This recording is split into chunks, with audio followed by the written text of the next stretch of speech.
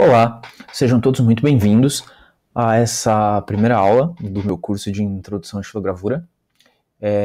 Eu queria começar dizendo que eu estou muito feliz, estou muito empolgado com essa oportunidade, que eu fiquei até surpreso, porque eu lancei isso no Instagram do tipo, vai ter duas pessoas afim, e teve bastante gente, eu falei, vou fazer, e aí eu comecei a pesquisar, comecei a me empolgar, então tá muito boa essa aula, é aí que eu quero chegar, que eu fiquei surpreso sobre a quantidade de coisa que eu encontrei, a quantidade de coisa de material legal que eu consegui reunir. Alguém estava me dizendo que eu devia pensar em fazer um curso pago e tal, e essa é uma aula que eu acho que eu podia cobrar mesmo, porque tá de verdade muito, muito boa. Ainda mais pensando no meu objetivo, que é que as pessoas façam gravura, né? Por quê? Porque esse é o tipo de discussão que eu só fui ter quando entrei na Unesp, assim. A gente encontra um pouco de coisa no YouTube sobre a parte de técnica, né? De como afiar a goiva, como transferir o desenho e tal. Só que tem um tanto de coisa antes disso, né? Que é muito importante, que é o pensamento, de onde vem a ideia e tal. E é um pouco disso que eu quero falar hoje. E quero também, peço encarecidamente, que vocês comentem aqui embaixo. Porque assim, se isso fosse um curso presencial, eu ia me apresentar, ia pedir para as pessoas se apresentarem. Eu vou me apresentar até, né? Eu tô falando, não tem como eu me apresentar. Mas não tem como as pessoas se apresentarem, né? Tipo, não é uma conversa, não é uma videochamada. Então, eu queria muito que vocês comentassem, contando um pouco, assim, qual que é o seu interesse, se você já faz alguma coisa, se não faz, de onde que é, enfim, coisas bem basiconas, porque um dos meus objetivos aqui é criar uma comunidade, porque, sei lá, eu estudei bastante, eu sei algumas coisas e tal, mas não é, tipo, eu não pretendo ser a verdade sobre a xilogravura, né? E eu tenho aprendido muito testando coisa e conversando com as pessoas, então eu quero muito que isso saia de mim e que as pessoas passem a trocar ideias sobre o que estão fazendo, o que querem, tirar dúvida umas com as outras e tal. E o ambiente que a gente tem aqui, por enquanto, são os comentários. Conforme esse ambiente for sendo ocupado, aí a gente vai pensando em coisas mais eficientes, mas eu acho que por enquanto é isso. Muito obrigado por tudo e sem mais lero-lero, vamos lá pro vídeo, para apresentação.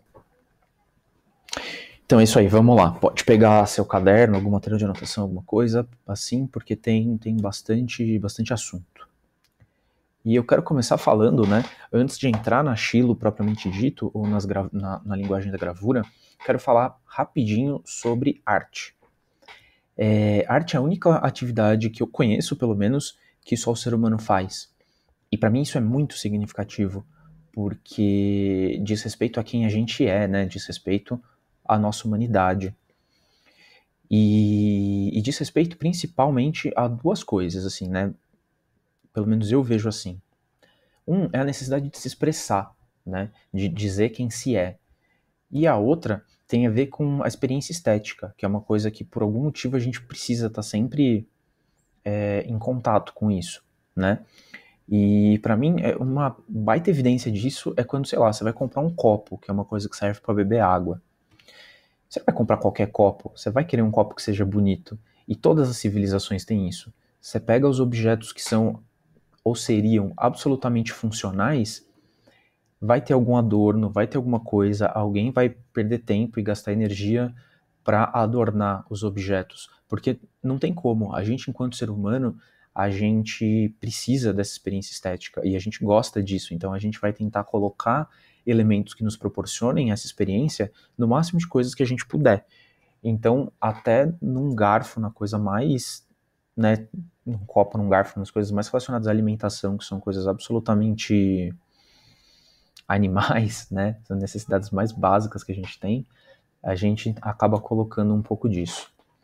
E eu trouxe aqui uma pintura rupestre para falar disso, né? Desde que o ser humano é ser humano, a gente está fazendo isso. E essa outra pintura rupestre é para falar que nessa época já existia a ideia de você criar uma arte a partir de um molde, né, de uma marca. isso vai fazer bastante sentido mais para frente. E essa imagem diz bastante disso também, que é uma imagem de alguém, ou de várias pessoas, né, que passaram tinta na mão e carimbaram. E se você conhece minimamente o processo de gravura, já dá para ver que a ideia da gravura, né, de você entintar uma superfície e com isso criar uma imagem, não é nada novo, né? Os homens das cavernas já faziam isso, as matrizes, os suportes são um pouco diferentes, mas a ideia é mais ou menos a mesma. Eu falei um pouco já dos nossos objetivos aqui, mas eu quero falar um pouco mais específico. Eu vou dividir os objetivos em dois grandes eixos, assim, que é o eixo do olhar e o eixo do fazer. Hoje a gente vai falar muito da questão do olhar. Por quê? Porque quando a gente olha, a gente está muito acostumado a simplesmente ver as coisas, né? Sei lá, você vai atravessar a rua, você olha dos dois lados para ver se não vem um carro, porque você não quer ser atropelado, né? Você não fica pensando no que significa a cor, enfim. E a gente não está acostumado a interpretar as coisas. E quando eu falo interpretar, eu estou falando da imagem mesmo, né? Quando você vê um carro vindo, o que você está vendo, na verdade, é que ele está crescendo, né? Só que o nosso cérebro está acostumado já com a perspectiva. Você não fica fazendo conta e vendo onde está o ponto de fuga. Não, você sabe que o carro está chegando.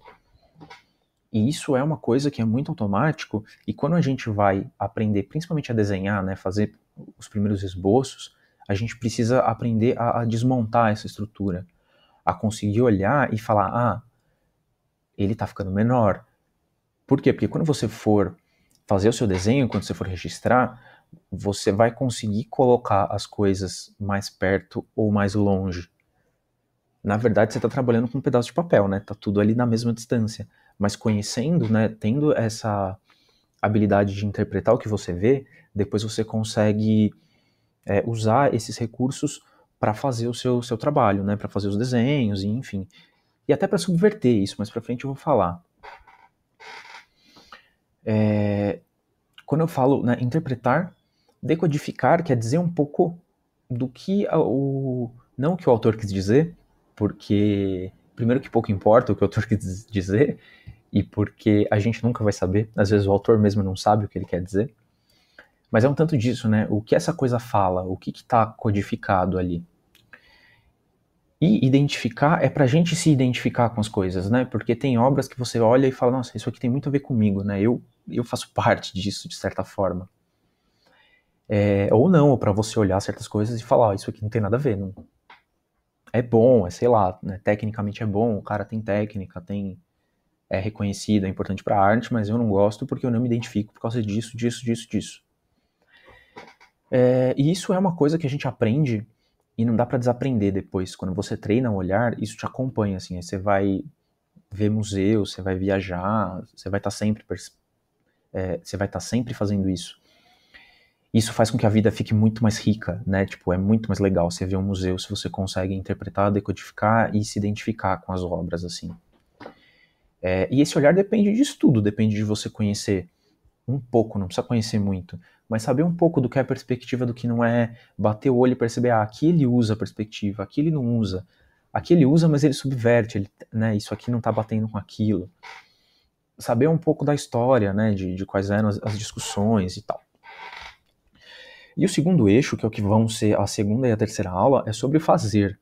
E aí a gente vai falar de materiais, de quais cuidados você tem que ter, tanto cuidados com ferramenta para não estragar, com cuidado para não se machucar, sobre os materiais, com qual material você consegue qual resultado. Vocês vão ver que eu não consigo falar isso aqui é melhor do que aquilo, porque vai sempre ter um depende, assim, né? Qual que é o resultado que você quer. E falar também bastante da questão de tempo e espaço, porque tudo precisa de um tempo e de um espaço para existir, e fazer arte não é diferente. Vou falar disso lá no finalzinho. Mas antes eu queria me apresentar um pouco, porque acho que, não sei, eu não consigo ver uma coisa de alguém e não saber quem é a pessoa, assim, né? Acho que todo mundo sabe, se você chegou aqui, você sabe que meu nome é Vitor Alarcon.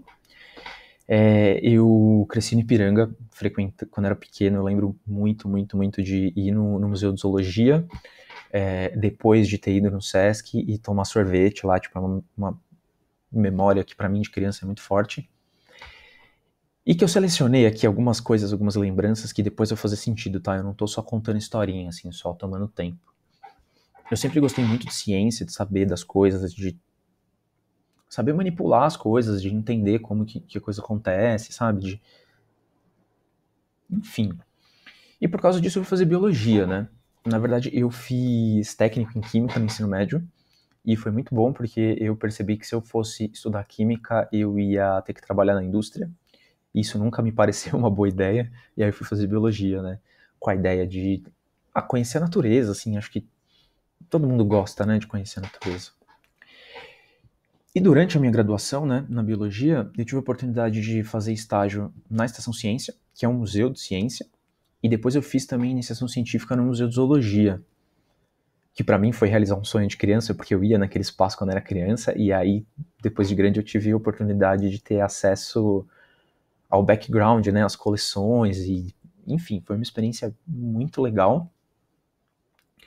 E aí depois eu me formei e fui trabalhar em escola, né, tipo, dei aula no estado, dei aula em escola particular e tal. E hoje eu entendo que esse percurso todo me deu muitas referências visuais, né. Eu trabalhei muito com morfologia de inseto, né, então era, sei lá, quando eu estava no Museu de Zoologia fazendo lá a minha pesquisa, o que eu fazia era ficar olhando os bichos, né, eu trabalhava na coleção de formigas e eu ficava olhando e comparando as formigas. Na Estação Ciência também, né, já começa pelo prédio da estação, o aspecto dela por dentro. Isso aqui é a coleção atual, a exposição atual do Museu de Zoologia, mostrando como era. E quando eu era criança, o Museu de Zoologia era só isso, assim, era essas vitrines com os bichos empalhados dentro, assim, era uma coisa meio mórbida, sei lá. E esses bichos são conservados com naftalina. Naquela época era, né? Hoje a gente já sabe que é bem tóxico e praticamente não tem mais naftalina no museu. Mas o cheiro desse lugar, assim, me traz lembranças e tal. E como é hoje, né, a exposição, você vê que já é uma coisa bem diferente e que tem um apelo estético, né? E hoje eu entendo que eu fui fazer biologia porque eu estava atrás da experiência estética, assim, e acho que foi uma experiência maravilhosa. Mas não estava dando conta, assim, né? Aí chegou uma época na minha vida que eu estava trabalhando em escola, né? Tinha me formado, estava pensando em fazer mestrado com aquilo, mas ao mesmo tempo não sei se estava gostando de trabalhar em escola. Aí aconteceu que eu tive a oportunidade de fazer um curso de marcenaria e achei o máximo, né? Porque é isso que eu disse, né? Só o trabalho não estava mais sustentando a cabeça. E a gente sabe que não é só dinheiro, né? A gente precisa trabalhar com alguma coisa que a gente curta, ou minimamente ter um espaço para fazer alguma coisa que a gente curta. E a marcenaria cumpriu muito esse papel durante muito tempo. Eu vou tentar abrir aqui o site. Então, esse aqui é o site deles. E eu tô mostrando um tanto para mostrar a referência visual mesmo, assim. Eu acho que para mim esse ambiente, esse tipo de coisa, assim, que tem uma mistura de arquitetura com oficina, assim. Acho que é uma coisa que me encantou muito, a questão dos materiais, né? Que quando você trabalha com madeira, você vai acabar tendo que trabalhar com ferramenta, então você vai ter que aprender a mexer um pouco com metal, e mesmo depois os acabamentos, enfim, acho que foi um ambiente de explorar materiais, assim, né, de explorar possibilidades. Mas ainda faltava alguma coisa, né? Acho que principalmente a questão...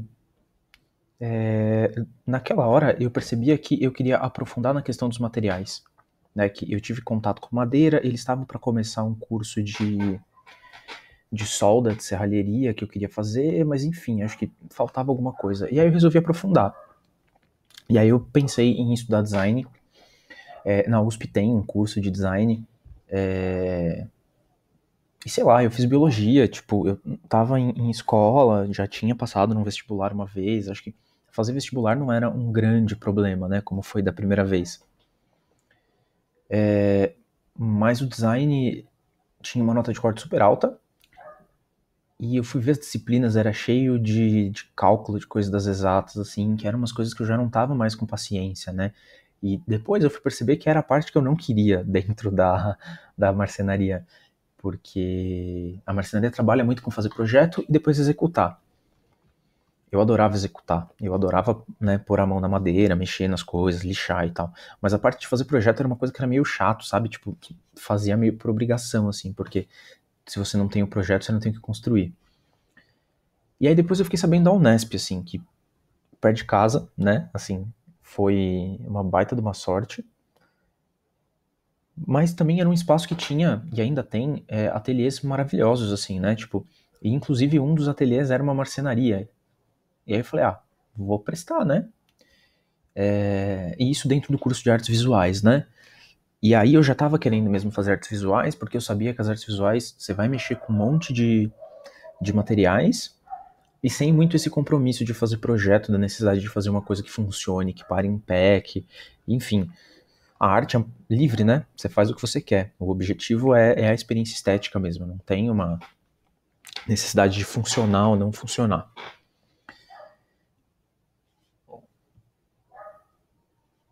Falei da marcenaria. E aí tinha um problema que é a prova de habilidade específica, né?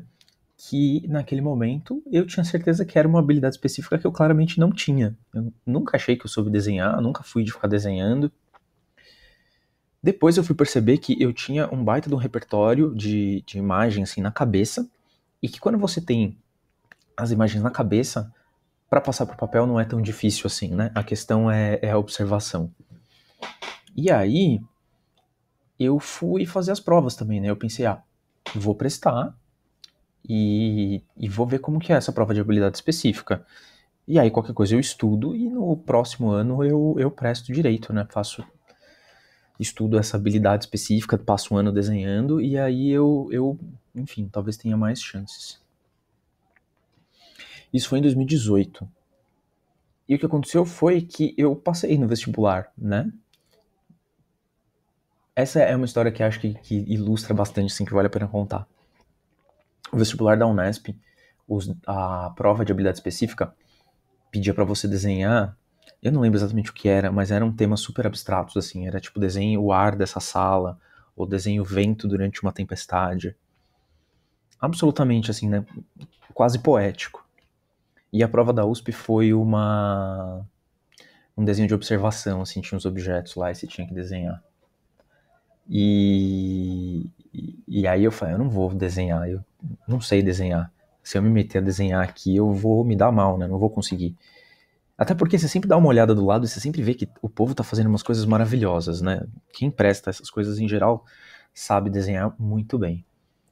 E na Unesp eu fiz o meu desenho ali mal feito, mas eu consegui abordar de uma forma poética, assim, né? De criar ali uma situação interessante. E eu tentei fazer isso no da USP também, aí eu transformei, eu tava na época numa mania de transformar as coisas em dedo, assim, né? Então, tipo, eu peguei aqueles desenhos, eu lembro que tinha tipo um guarda-chuva, que eu fiz ele todo como se fossem dedos em volta, assim, o cabo também, uma curvinha de dedo e tal. Porque é isso, assim, eu não quero desenhar literalmente o mundo, né? Acho que naquele momento eu comecei a perceber isso, do quanto fazer arte é interpretar o mundo, não é representar simplesmente.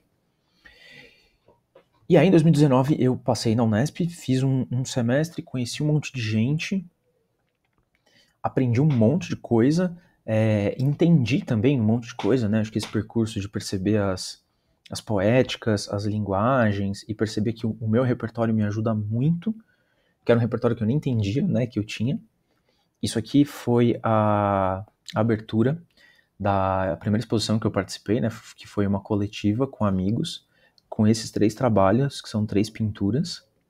Aqui é uma cadeira que eu fiz também na marcenaria da Unesp, e depois pintei em cima. E aí vieram algumas crises, né, porque eu tava pintando, tava gostando de pintar, mas eu passei um mês ali trabalhando naquelas coisas, tipo, e não são coisas grandes, assim, não foi que eu fiquei um mês pra fazer um baita do mural. Foram coisas pequenas e que deram um tanto de trabalho, assim, que eu falei, nossa, né, mas todo esse tempo, todo esse trabalho pra fazer só isso. E também veio a pandemia, né, que me impediu de ter acesso ao espaço da Unesp, aos materiais, E materiais falando especificamente da gravura, né? Porque em gravura, material quando a gente compra em grande quantidade, você acaba pagando muito barato. E é isso que eles faziam, né? Então tinha uma latona de tinta que você podia usar, tinha prensa, tinha uma baita de uma estrutura. E as pessoas também, né? A troca de ideia. E aí me veio essa questão, né? E agora? O que eu vou fazer? Aí eu fui estudar, né? Acho que não tem muito outro nome, né? E meio intuitivamente eu fui fazendo essas duas coisas, né? De estudar referência e história da arte e ver coisa. E fui testar também, né? Fui fazer, tentei depois fazer desenho, fazer stencil, fazer um monte de coisa. E aí eu me liguei que as técnicas de reprodução seriam uma saída. Porque é uma coisa que é relativamente barato e que... Peraí que eu tô passando demais. É uma coisa que é relativamente barato, que você consegue produzir vários. Então, assim... Porque eu vendi uma daquelas pinturas, né? E quando você vende ou presenteia, ou enfim, você não fica com uma parte, né? A coisa vai toda. A gravura não, você consegue ficar com pelo menos um para você, né? Um daquela imagem. E eu saquei que essa seria uma saída, né? E eu saquei que se eu conseguisse, com o espaço que eu tenho aqui em casa, produzir isso, ia ser uma coisa fantástica, né? Ia ser uma baita de uma liberdade. E foi isso que eu fiz. Aí eu passei o ano de 2020 praticamente inteiro nessa pegada de estudar, de testar, de comprar material, de sofrer, basicamente, porque foi o ano que tudo que eu testei não deu certo. Mentira, né? Tudo é um pouco de exagero, mas assim, eu testei muita coisa até chegar numa conformação que funciona. Aí no final do ano eu falei, não, eu vou comprar uma prensa e vou fazer isso direito, assim. E aí, esse ano, a partir desse momento que eu adquiri a prensa, eu comecei a conseguir imprimir e conseguir comparar as coisas. Porque aí eu comecei a entender como que a coisa funcionava, né? E aí disso eu vou falar um pouco mais pra frente para não ficar explicando a parte técnica fora do momento. Mas contada essa história, eu quero contar um pouco sobre o que é e como se faz uma gravura. Uma gravura é uma impressão artesanal, né? É o resultado de um processo de impressão artesanal. E quando a gente fala de impressão, a gente fala de marca, de contato mesmo de duas coisas e uma coisa deixando uma marca na outra. Essa coisa que deixa a marca a gente chama de matriz. Em geral a gente usa papel, mas pode ser também no tecido. E cada uma desses resultados a gente chama de cópias. Quando a gente junta todas as cópias de uma mesma matriz, a gente tem uma tiragem. Em geral, cada cópia ela é assinada e recebe um número, né? Eu vou falar no detalhe disso um pouco mais para frente. Mas quando a gente fala de gravura, a gente não vai produzir um objeto, a gente vai produzir uma tiragem, a gente vai produzir um conjunto de coisas. Quando eu comecei a estudar, as primeiras ideias que me apareceram foram assim, de que estilo é a gravura em madeira, a calcogravura é a gravura em metal, que pode ser chamada também só de gravura em metal, que existe também a litografia, que é feita com uma matriz de pedra, e a serigrafia que eu coloquei aqui com uma matriz de seda, mas não é bem uma matriz, né? Ela é baseada na transparência, na verdade na permeabilidade da seda. Você cria uma... Hoje em dia não é mais seda, é um tecido artificial. Mas a questão é que vai ter partes que são permeáveis à tinta, partes que não são permeáveis à tinta. Quando você passa a tinta por cima, em algumas partes ela vai ser permeável e vai passar para o outro lado e vai pegar no papel, em outras partes não. E esse é o princípio dessa imagem. Serigrafia está dentro, né, desse conjunto de técnicas, mas pessoalmente eu acho muito estranho falar que serigrafia é gravura, porque para mim gravura precisa de uma matriz que seja dura, assim. Opinião minha, é questionável, e eu não quero ficar discutindo o que é e o que não é. Acho que essas definições não servem para muita coisa. Mas quando eu fui aprofundar, eu fui percebendo certas coisas, assim, que a Chilo, na verdade, é uma gravura em relevo. Por quê? Porque a impressão dela tem a ver com alto relevo. Eu vou explicar isso um pouco mais para frente. A calcogravura é uma impressão em côncavo, né? Então o que significa que a parte baixa da matriz é que vai. A litografia é baseada num processo que tem a ver com água e óleo, assim, que as coisas não se misturam. E da serigrafia eu não vou falar, porque para mim serigrafia não é gravura, não estou incluindo. E é isso, assim.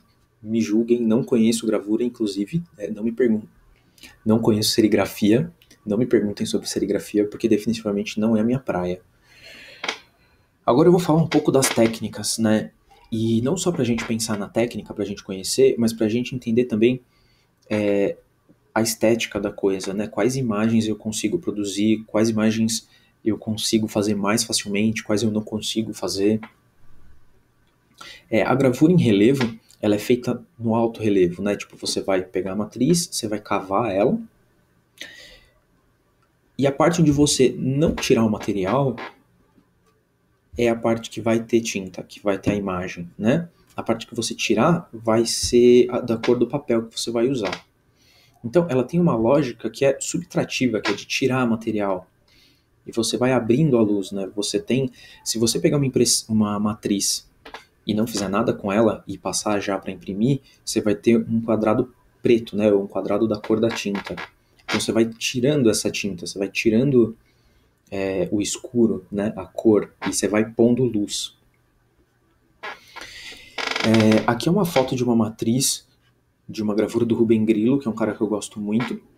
E é isso, né? As partes que estão pretas são as partes que ele não encostou. E aqui ele usa um monte de técnica, ele usa uma matriz super dura, e aí ele vai conseguir fazer esses efeitos aqui, que é uma coisa super difícil de fazer, porque em geral, gravura em relevo, a gente consegue, como é que chama? Um grande contraste, né? Que é basicamente assim, ou tem a tinta, ou não tem a tinta. Não tem um cinza, não tem um meio tom. Aqui, se você olhar de perto, você vai ver que são vários risquinhos, né? Mesmo esses cinzinhas aqui, isso aqui não é uma cor diferente, são vários pequenos riscos. E a ferramenta que a gente usa, deixa eu me diminuir aqui, porque meu rosto não é exatamente o mais importante.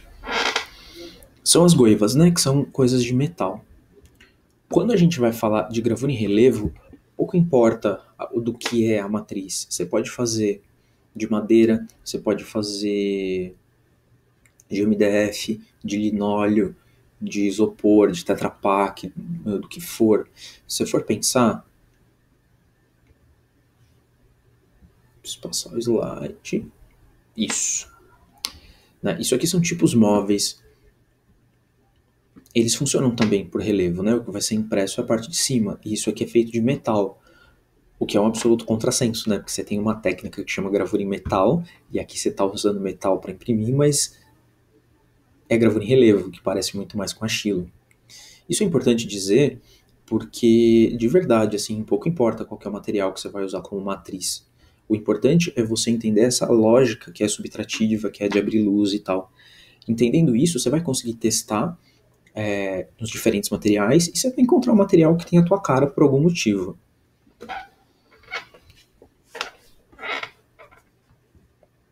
Tem que clicar para passar o slide. Gravura em côncavo, que é a gravura em metal. Funciona em baixo relevo, né? Então você vai riscar a matriz e a lógica é muito parecida com a lógica do desenho, né? Você consegue fazer traços com muita facilidade.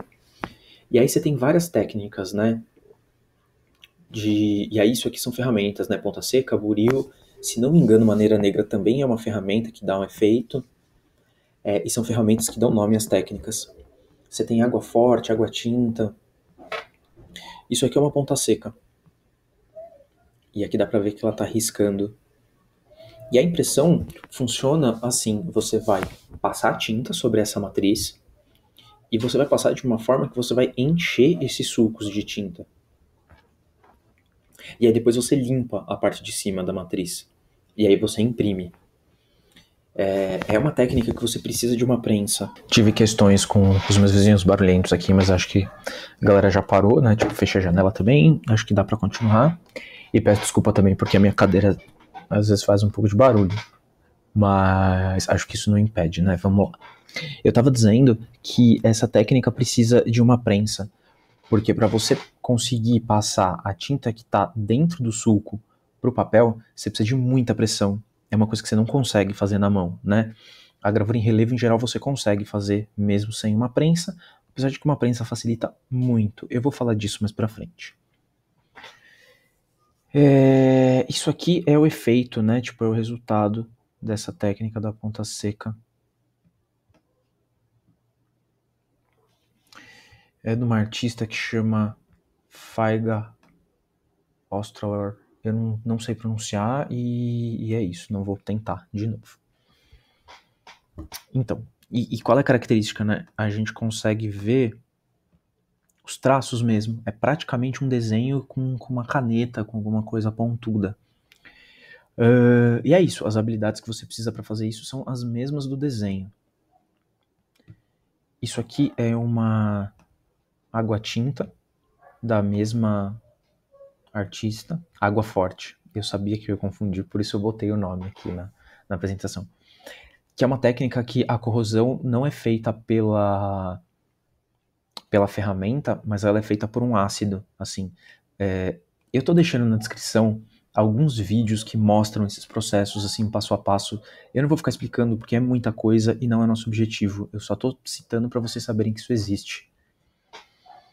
Enfim, isso aqui é corroído por ácido, né? Você passa uma camada de alguma coisa que vai proteger do ácido, e aí você passa uma ponta e aí você não vai arrancar pedaço, você arranca só esse vernizinho, essa coisinha de cima e bota no ácido. Aí o ácido faz o serviço. E tem uma outra técnica que chama água tinta, que a ideia é bem parecida, também é corrosão por ácido, mas você faz manchas, né? Você não faz traços, e você deixa mais tempo ou menos tempo a matriz no ácido. Então você consegue esses tons assim. E é uma técnica que eu acho muito, muito bonita. Já disse que tem na descrição, se você tiver tempo, dê uma olhada, porque eu acho que é meio mágico, assim, é meio alquimia, porque tem fogo, tem ácido, tem, sabe, aí risca, aí faz isso, faz aquilo, aí de repente sai a imagem, assim. É uma coisa muito bonita. E isso aqui é uma gravura do Dürer, que é um cara da Renascença, que ele que meio que inventou a ideia de gravura enquanto obra de arte. Porque na época dele, as gravuras serviam só para copiar as pinturas, né? Os pintores mandavam num cara que fazia gravura e depois recebiam, né, as cópias lá da gravura e usavam isso para divulgar. E o Dürer, que foi o cara que inventou essa história de que gravura é obra de arte. Se você ver aqui embaixo, tem até o logo dele. Tem um vídeo bem interessante que conta a história dele também na descrição. E a litografia, que é um outro processo que eu acho lindo, que é super complicado de entender, que aqui eu coloquei baixo relevo, mas eu não tenho certeza se é baixo relevo, tá? Então talvez não seja. Mas ele tem uma lógica parecida também com de pintura, na verdade, porque você vai usar uma matriz calcária e você vai desenhar nessa matriz calcária com alguma coisa que seja gordurosa. Pode ser um lápis, pode ser um giz, pode ser uma tinta. E aí, qual que é, né? Você tem que ser uma matriz porosa, você vai desenhar com esse material gorduroso. Depois disso, você vai passar goma laca com ácido. Pensando nessa dicotomia de água e óleo, você passou gordura, né, que é óleo, agora você vai passar uma coisa que é água, que não vai misturar. E é ácido, então esse ácido tende a corroer a pedra. É bem pouquinho, mas corrói um pouquinho. E aí na hora de imprimir, aí depois você lava isso, tem também tem alguns vídeos bem longos, inclusive, que mostram o processo todo. Quando eu fui preparar isso, eu fiquei um tempão vendo, porque eu acho lindo, maravilhoso esse processo. Quando você vai imprimir, né, você vai entintar, você usa uma esponja, você molha a pedra e aí você passa a tinta. Porque a parte que tinha lá o lápis litográfico que é gorduroso, vai pegar na tinta que também é gordurosa. E aí a água, ela repele a tinta. Então a parte da pedra que está molhada, né, não vai tinta. Enfim, é um processo muito doido, muito difícil. Você também precisa de uma prensa específica. Essa pedra é uma pedra que não vende mais porque não tem mais demanda. Enfim, é um negócio que é meio alquimia, assim, meio só para os iniciados. E que eu acho que tem um resultado também que é lindo, maravilhoso. Aqui tem um exemplo. Você vê que ele parece mesmo, né, um desenho feito com giz, com alguma coisa assim. Esse aqui é La Tauromáquia do Goya, que foi um dos caras que conseguiu fazer, assim, gravuras litográficas maravilhosas. E só para encerrar essa parte mais técnica, fazer uma cronologia, assim, de que a Xilo, e aqui é xilogravura mesmo, né, tipo, por mais que eu esteja falando de gravura em relevo, naquela época o material mais fácil que eles tinham à mão era a madeira, então não tinha por que não usar a madeira. Ela já era conhecida desde o século VI na China, e chegou na Europa no século XV, e sim, eu fiz um corte no vídeo para arrumar, porque tava 16. Então, assim, ficou bastante tempo só lá no Oriente, e aí a gravura em metal vai ser inventada só no século XVI, a partir de técnicas de ourivesaria, né, que era um povo que já trabalhava com metal, riscando e desenhando metal. A litografia vai surgir só bem depois, né, no século XVIII. E aqui no Brasil é curioso porque a coisa é o contrário, porque a primeira coisa que chega no Brasil foi a fotografia, que é também uma técnica de reprodução que, enfim, não tem nada a ver, eu acho, incluir, mas que eu acho legal falar que o Dom Pedro II era um cara super ligado em questões de ciência, de tecnologia, adorava colecionar essas coisas e tal, e ele tinha uma câmera fotográfica e fotografava e tal. E nessa época a imprensa não era muito desenvolvida aqui no Brasil, né? Essas coisas vinham de fora. Quando a imprensa se estabelece de verdade no Brasil, a técnica que era que era usada, né, de verdade era a litografia, porque uma matriz de pedra você consegue muito mais definição e você consegue imprimir muito mais, né? A pedra aguenta muito mais do que a madeira, mesmo que o metal. Então a Xilo ela vai ser usada como técnica de reprodução de imagens assim numa escala relativamente grande, principalmente no Nordeste, né? Fora dos grandes centros de comunicação. Os cordelistas, o que eles faziam era entalhar lá a matriz e mandar para uma tipografia. Então, a mesma pessoa que fazia o desenho escrevia também os poemas e muitas vezes vendia, enfim, é uma lógica bem peculiar, assim, bem específica. E bem interessante também, né? E aí, um resumão do que nos interessa sobre a gravura em relevo, né? Pensando que a gravura em relevo é absolutamente obsoleta, se você pensar em tecnologia para reprodução de imagem, né? Hoje a gente tem outras tecnologias, tem gráfica, tem imagem digital, né? Enfim, não dá nem para comparar. Mas a questão é que ela, enquanto meio de expressão, né? Num contexto de arte mesmo. Então, falar um pouco que o material da matriz interessa para o resultado final, mas não enquanto essa é melhor ou essa é pior, mas enquanto qual que é o seu objetivo, né? E por que você usa uma matriz ou outra. Mais para frente eu vou mostrar um trabalho sensacional que vai falar sobre isso. É uma técnica que você vai espelhar, então o desenho da matriz vai ir para a impressão final espelhado. Tem uma lógica que é subtrativa, então o que você tira, né, o que você mexe ali na matriz, você vai tirar, então você vai pôr luz, né? Então é a inversão do espelhamento e a inversão da cor ali, da tinta. É uma técnica que você pode não ter muito controle, e eventualmente é uma escolha não ter controle, né? Porque não existe borracha. Uma vez que você tirou o material, você não consegue pôr de novo. E quando a gente trabalha com madeira, a madeira tem os veios dela que não é uma indústria que produz a madeira, né? A madeira dá na árvore e cada uma nasce de uma forma diferente, então você não sabe como ela vai se comportar. Com o tempo, a gente vai adquirindo experiência e vai aprendendo, mas mesmo assim, a gente não tem 100% do controle. E isso pode ser uma coisa muito legal, assim, muito bacana. É um meio de reprodução, né? Então você vai ter várias cópias, e eu já falei um tanto das vantagens, das características disso. Você vai pegar um objeto que é tridimensional, que é a matriz, e vai transformar em uma imagem bidimensional. Enfim, essa é uma outra conversa que tem um leque de coisas, mas é interessante pensar que quando você vai produzir, você não está trabalhando diretamente na imagem, você está trabalhando num objeto, né, que é a matriz. E tem a ver com o que cada um quer expressar, né? Então, às vezes, o que você quer expressar, você vai precisar de uma tinta a óleo, se você quer ter muito, muito controle, muito detalhe, sei lá. A gravura tem seus limites, e eu acho que todos os meios expressivos têm os seus limites, né? Então acho que é importante a gente pensar um pouco nisso também, né? O que eu quero expressar?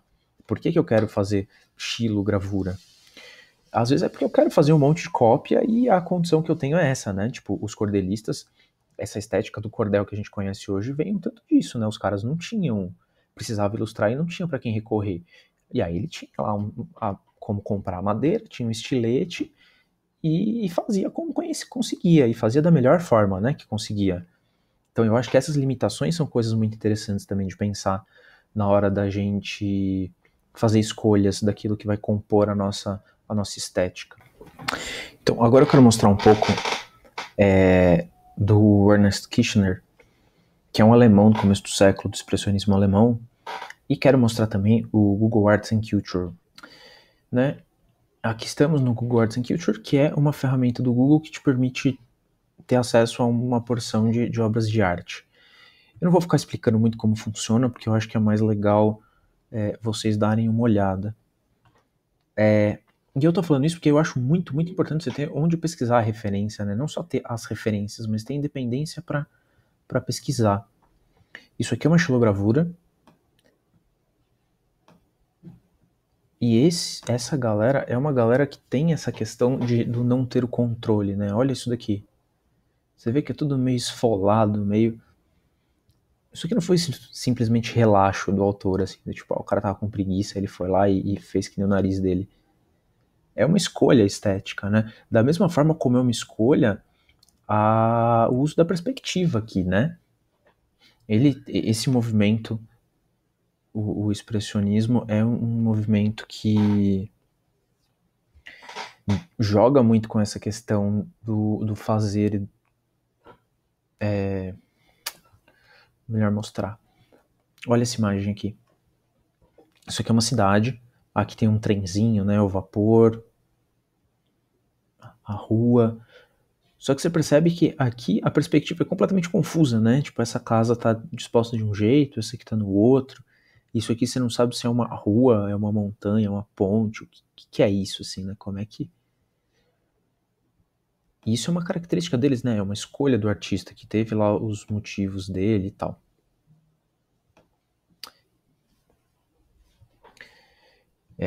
Isso aqui é uma referência muito forte para mim, né? Eu tô num momento de querer estudar rosto, assim, estudar fisionomia e querer fazer isso, passar isso para estilo.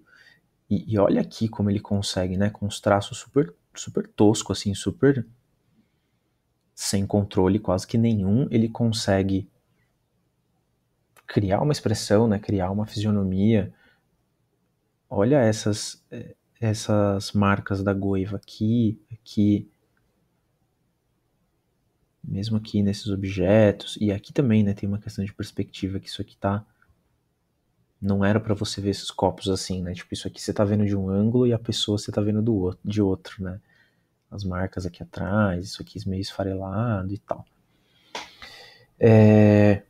Essas imagens eu peguei, só para vocês verem como é que funciona, né? O Google, ele tem a imagem, tem um textinho que você consegue traduzir com o tradutor,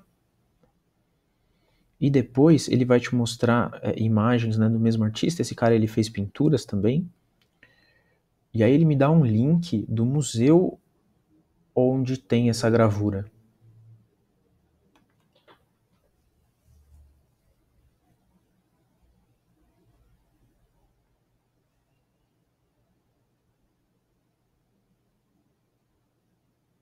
E o cara é alemão, o museu aqui também é alemão, eu não sei o que eu tô aceitando, porque tá em alemão. Aí quando você cai numa página dessas, a primeira coisa que você faz é mudar pro inglês.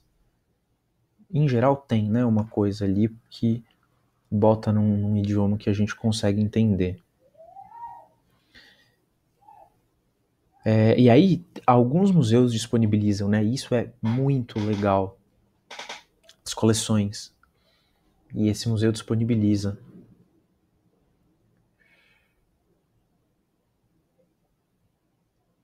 Aqui. E aqui você pode pesquisar, né, o nome do artista.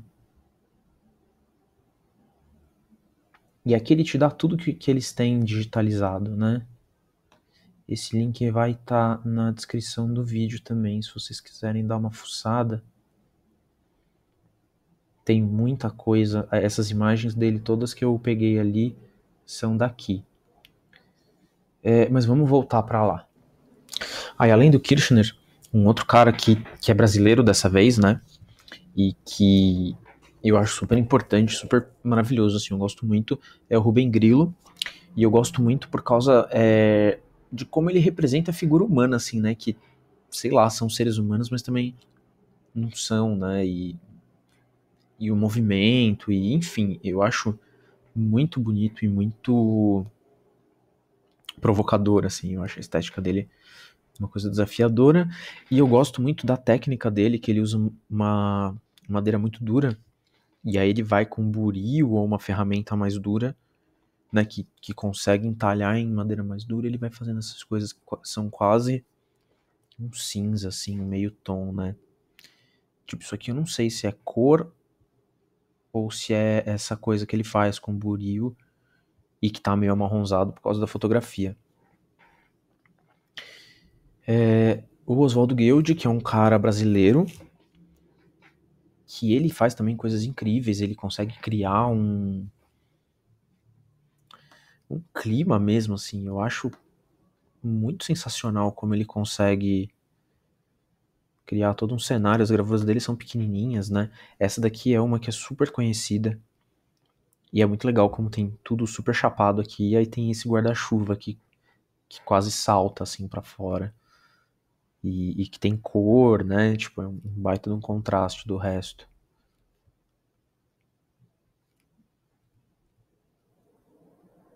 O retrato, que é aquilo que eu falei, né? De fisionomia. E aqui também, né? Olha esses traços. É uma goiva que ele só bota aqui, assim, tipo, é super grosseirão, assim, mas ao mesmo tempo super. Apesar de não ter um baita de um controle, ele super sabe o que ele tá fazendo, né? E ele foi um cara que morou no Leblon, se não me engano, no Rio, numa época onde ali não tinha nada, né? Tinha tipo uma colônia de pescadores só, e ele ficava olhando os pescadores de madrugada saindo, assim. Então, tem muita coisa que ele faz retratando essa vida dos pescadores. E é sempre uma coisa meio. Umas figuras humanas que meio te olham de lado, assim, ou fogem, ou enfim. É sempre uma coisa meio tensa. E para terminar, é um trabalho que eu acho maravilhoso, que é o da Andréa Gino. Na descrição tem 6 links dela. Um que é do Instagram, 2 que são 2 metades de uma live, e outros 3 que é um mini curso que ela dá de gravura também, se não me engano. Eu assisti faz algum tempo, então eu não lembro de tudo, assim. Mas qual que é, né, a brincadeira desse trabalho? Deixa eu pegar isso aqui, é aquela imagem lá, só que ampliada. Ela é educadora também, e ela tem, né, contato com escola e tal, e o que ela resolveu fazer foi pegar o braço de uma carteira, né, escolar, desses todo riscado, todo entalhado, e usar como matriz. E é sensacional, né, a ideia, porque é aquilo que eu falava de você pegar um objeto que é tridimensional, que nesse caso é de madeira, mas não precisava ser, e, e transformar numa imagem, né? E essa imagem é espelhada, é o negativo e tal, mas traz todas as histórias das marcas, enfim, isso é um trabalho bem, bem bonito, bem interessante, e eu acho que vale a pena conhecer. Para terminar, né, para dar um resumão, assim, a xilogravura é uma técnica que ela é antiga e está em desuso para a finalidade original dela, né, que é reproduzir imagem. Ela tem uma lógica de imagem que é subtrativa e que é espelhada. É uma matriz 3D que gera uma imagem em 2D, é uma coisa que tem pouco controle e que é reprodutível. É só um catadão, né, assim, pra gente não se perder. Essa aula foi uma aula de introdução, bem teórica, porque antes da gente começar a fazer, a coisa nasce na cabeça, né? E é muito importante que a gente dê um tempo, assim, né? Consiga estudar mesmo, assim, formular uma coisa na cabeça antes de sair fazendo. Só que qual que é, né, o grande segredo de você conseguir fazer uma coisa que seja boa? E eu acho que isso pra tudo na vida é prática, é fazer muito, né? Vai ter noção de que no começo as primeiras coisas que você vai fazer não vão ser as melhores, né? E eu tenho uma questão de fazer muito rascunho, assim, então eu tenho as minhas primeiras gravuras já saíram relativamente boas, porque teve muita ideia que eu joguei fora. Eu falei, não vou nem fazer isso aqui, porque não tem porquê, né? Você rabisca, depois você reflete e fala, não tem porquê. Então, eu queria falar um pouco, né, tipo, dar umas tarefas para ajudar um pouco nessa organização mental, assim, tanto de... Enfim, vamos para as tarefas que eu acho que fica melhor de falar. E aí a tarefa é responder essas 3 perguntas, que é, qual é o espaço que vai sediar o meu ateliê? Você precisa ter pelo menos uma mesa, né? E precisa ser uma mesa que não que precise ser usada exclusivamente para isso, mas tem que ser uma mesa que você consiga pelo menos deixar ela limpa, deixar ela livre, né?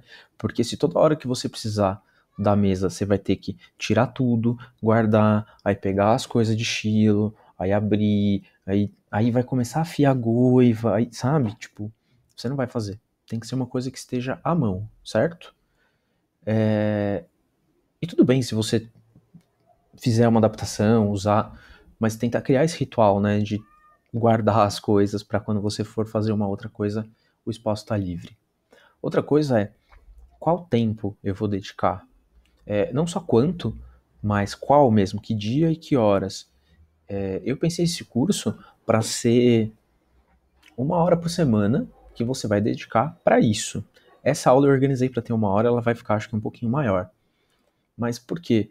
É para virar hábito. Se você tem o hábito de, sei lá, toda terça-feira à noite sentar para mexer com isso, e mexer com isso não é só entalhar a matriz não, viu? Às vezes ver um documentário sobre um tema, assistir um filme, ler um livro,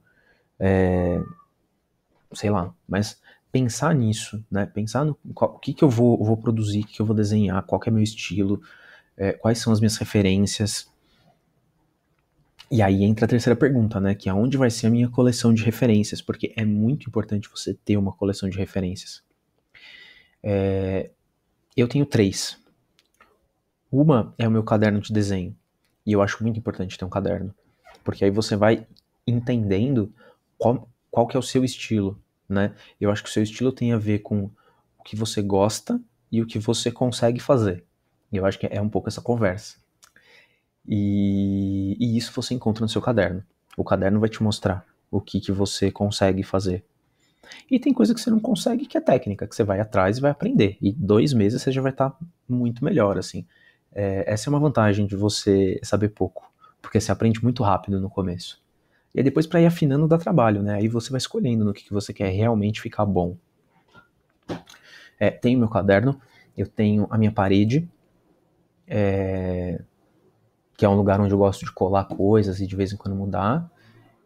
E tenho no meu computador, que eu tô melhorando, porque às vezes eu prefiro jogar no Google e encontrar no Google, porque eu não encontro no meu computador. Eu tô pensando em uma forma de organizar as pastas.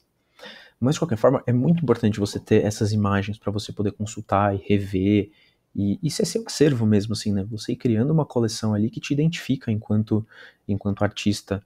Porque artista não é só a pessoa que vive de arte, né? Acho que todo mundo tem um lado artista e acho que é importante valorizar esse lado, cultivar, entender quem é você, né? Qual é esse lado artista. E para encerrar, algumas armadilhas. Eu falei de tempo e tal, mas é importante também não ter pressa, né?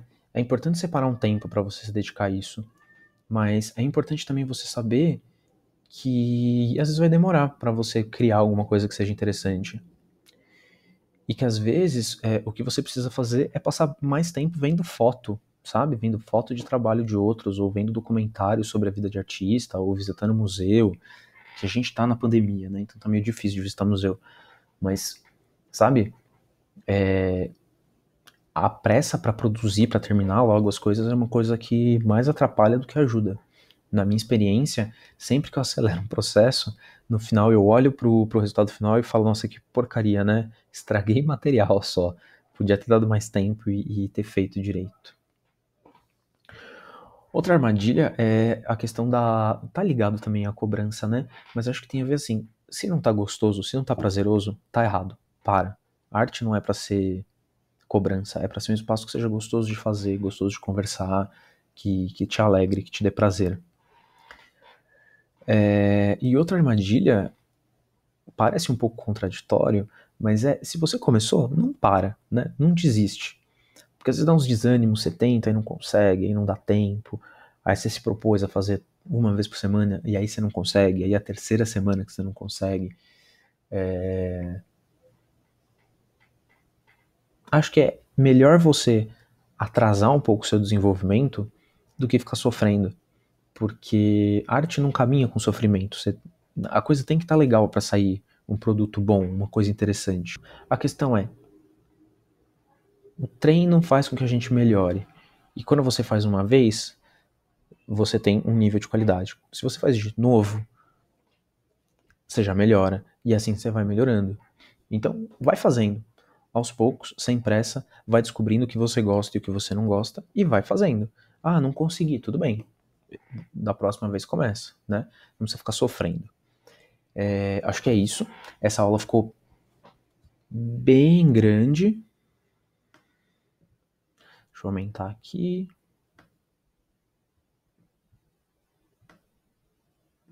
Essa aula ficou bem grande.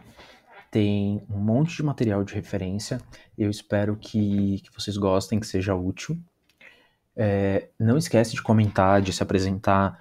Não esquece de, se ficou alguma dúvida, algum comentário, alguma coisa que você quer dizer, deixa no comentário também. Aqui é um espaço pra gente trocar mesmo, assim. Até por isso que eu vou deixar esse link, o link desse vídeo como não listado, né? Tipo, só vai ter acesso às pessoas que estão realmente acompanhando e tal. E eu vou tentar acompanhar de perto todo mundo. É isso, qualquer coisa me escreve aí em alguma rede social e até semana que vem.